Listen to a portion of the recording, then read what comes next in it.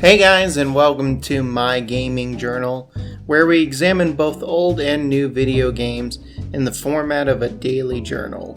For this episode, we examined The Last of Us Part 2 and see how long it took for me to beat it. And spoiler warning, please enjoy.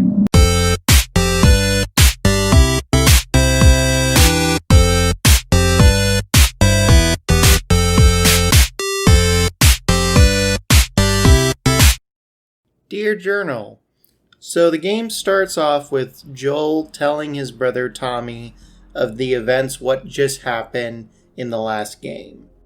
You then play as Joel for a minute and then run into Ellie. He then starts to play the guitar, which is a nice feature in this game. And the recurring theme is a song by Pearl Jam called Future Days, with the first opening lyrics, "If I ever were to lose you, I'd surely lose myself." We then see a time skip 4 years later, and you start to play as Ellie.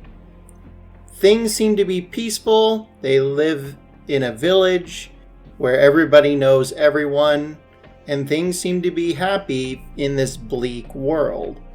You start to meet new characters such as Jesse and obviously then Dina, who is Ellie's girlfriend.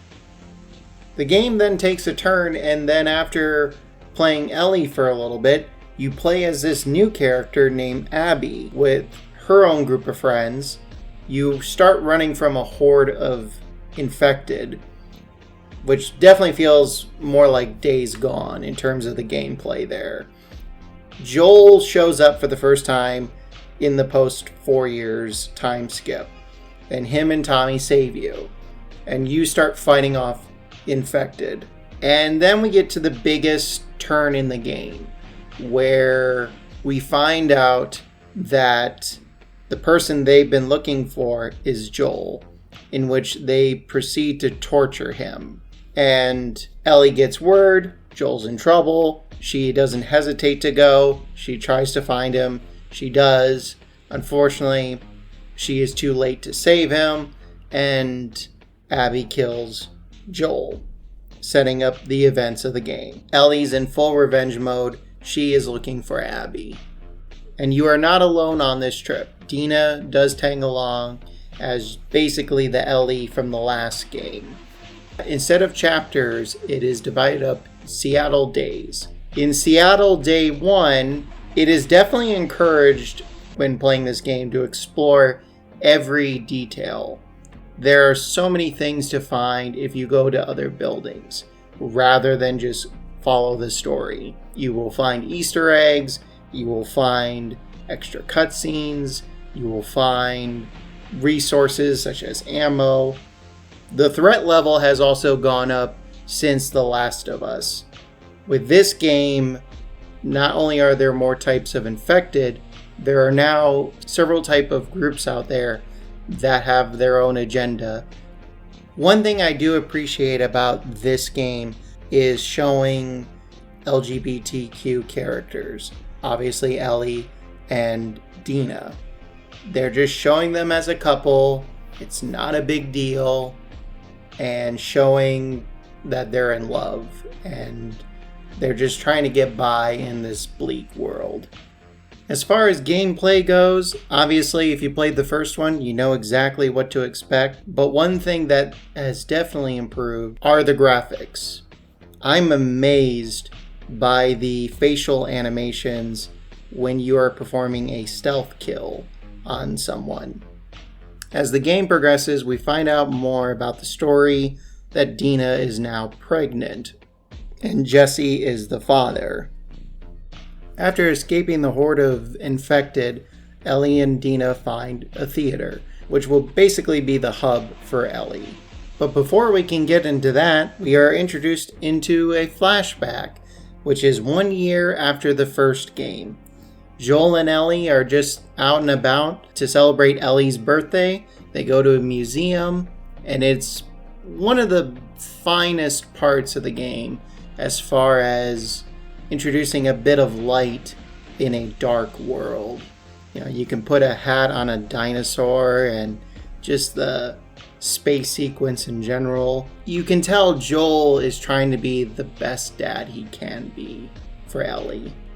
Back to the present, we are now in Seattle Day 2, and this is probably one of the more controversial parts of the game, where dogs are now part of the enemy, and unfortunately, you basically have to kill them. I don't feel bad about killing certain characters, but I do feel bad when killing dogs. This game also introduces a bunch of fake outs. Just when you think you're safe, such as upgrading your weapons, you are attacked all of a sudden from behind. So always be on your toes. We then go back to a second flashback. It is now 2 years later. You're with Tommy and Joel this time around.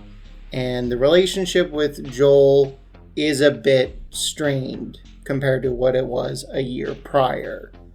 And Ellie tries to call him out what happened with the Fireflies. And Joel, of course, tiptoes around it. He doesn't confess. And that fuels Ellie.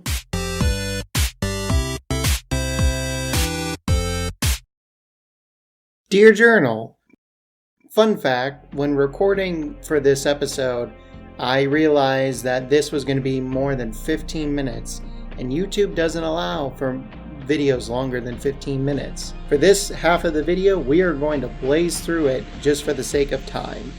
Get ready for The Last of Us Part 2, Kai Edition. Ellie continues to torture and it affects her mental state. The Vita survives. Third flashback. Joel tells the truth and Ellie wants nothing to do with him moving forward. Seattle Day 3. Jesse shows up. Ellie kills more of Abby's friends, including a dog and a pregnant woman.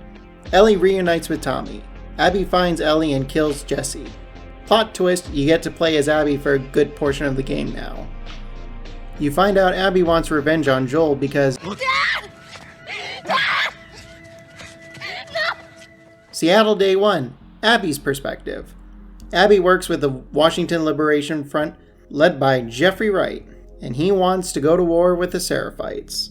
The Seraphites are a crazed religious cult. Meanwhile, we learn more about Abby. Abby's in a bit of a love triangle. Mel's pregnant. Oh. Okay.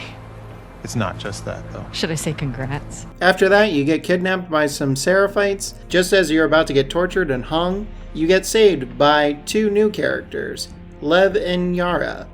Backstory, Lev and Yara are actually Seraphites as well, but they were banished because Lev is actually a trans man, and they do not allow people to identify as trans in their cult. The boat gameplay in this sucks. I do wish there were also more silent takedowns, like in the Arkham games. Side note, stalkers suck. They are the worst. They come at you from the wall just when you think they're dead, and they also are smart enough to run away if they think they're losing. We then see some very creative set pieces.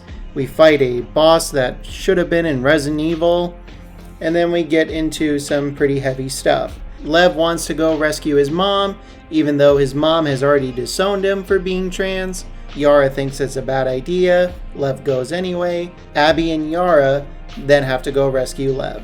While you're trying to rescue Lev, Washington Liberation Front and the Seraphites are fighting, and you're just trying to survive. You find Lev, and he has confessed that he had to kill his mother out of self-defense. Jeffrey Wright shows up, wants to kill Abby for working with Seraphites. Yara saves Abby by killing Jeffrey Wright, but also sacrifices herself in the process, which we then see even more running from Abby and Lev. And just when things couldn't get worse for Abby, she finds out her other friends are dead from Ellie, including her dog. Back to the present, Abby chases Ellie, and you start to fight Ellie.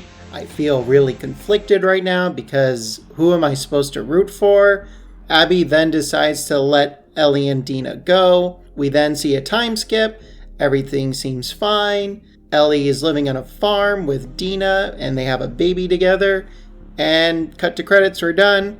Only we're not done because this is not the end of the game yet. Tommy gives her a lead where Abby is and Dina is pissed. Ellie decides to abandon her family in order to implement her revenge. Cut to Abby and Lev. and they are looking for more fireflies. They get kidnapped by rattlers, worst gang name ever, and turn them into slaves. Months pass. Ellie finds Abby and Lev on some pillars, and we have ourselves a final boss fight. Once again, I feel really conflicted about this. Don't know who to root for. Ellie loses 2 fingers and decides to let Abby go. We see one final flashback between Joel and Ellie right before his death, and the healing process begins between the two. One last time skip. Ellie returns home and Dina has left. Ellie goes to play her guitar, only she realizes she can't because of her injury. She leaves the guitar at the farm. Cut to credits, we're done. Overall, I really enjoyed this game. It's a lot to take in, and there are a few nitpicks, mainly the boat gameplay, and the fact that there's just not enough stealth takedowns. But, that being said, great writing, amazing performances, and most of all, it was ambitious and it took risks. And because of that, I am giving this a 96%. Now, tune in next time when we examine Ghost of Tsushima. See you then.